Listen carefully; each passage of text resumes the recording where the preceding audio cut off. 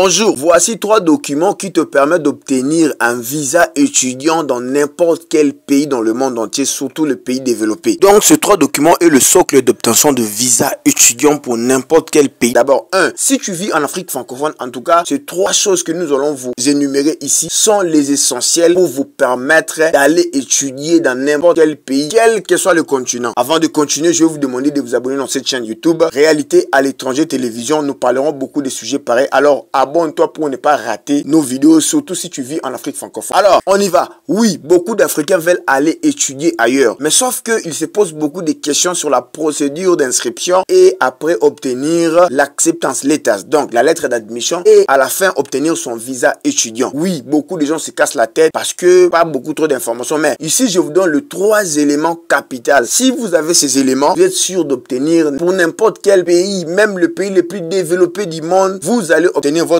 lettre d'admission et obtenir après le visa étudiant. Un petit rappel à vous qui allez suivre cette vidéo. Tu ne peux pas aller étudier à l'étranger, donc quitter ton pays, aller ailleurs étudier sans avoir de l'argent. Donc si tu n'as pas d'argent, vaut mieux rester et étudier dans ton pays. Et pour choisir des options, soit des spécialités à faire, il faut bien tenir compte que ces spécialités sera un peu plus mieux si tu te formais dans le pays où tu as besoin d'aller te former, étudier, au lieu de le faire chez toi au pays. Donc il y aura un plus en faisant cette option dans le pays où tu as besoin d'aller faire. Là, ça va aussi gonfler ton dossier pour convaincre les institutions, donc l'université ou soit le centre de formation professionnelle, de te donner une lettre d'acceptance. Document numéro 1. Vous devez absolument vous assurer que vous parlez au moins une langue qui est parlée dans le pays que vous avez besoin d'aller étudier.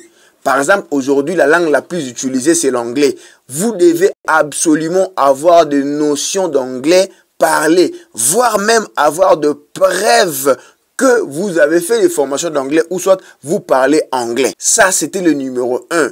Numéro 2, il faut avoir tous vos documents d'études scolaires traduits en anglais, certifiés et les originaux et les traductions.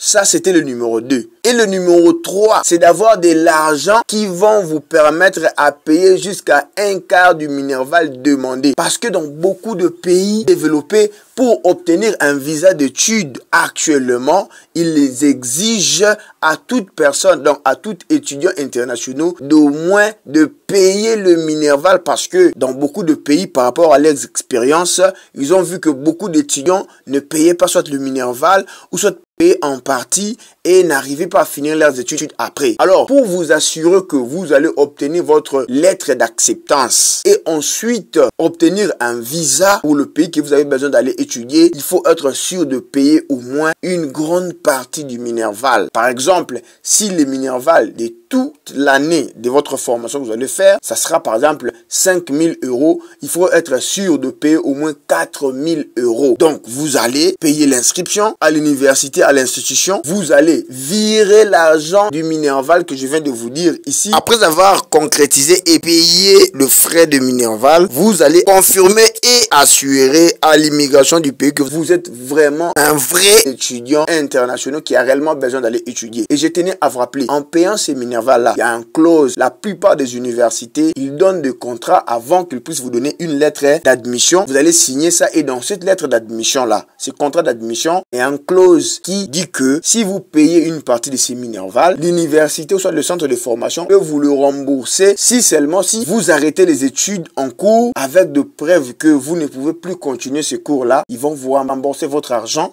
Et peut-être que sur le 4 000, donc sur les 5 000 $ américains, si vous payez 4 000, bon, peut-être qu'ils vont peut-être répondre 1 500 et le reste de votre argent, ils vont vous le rembourser. Bon, en fait, je ne dis pas que c'est pour toutes les universités du monde. Ça dépendra des institutions et des pays, mais du moins, vous aurez des contrats pareils avec l'institution que vous allez aller faire votre formation.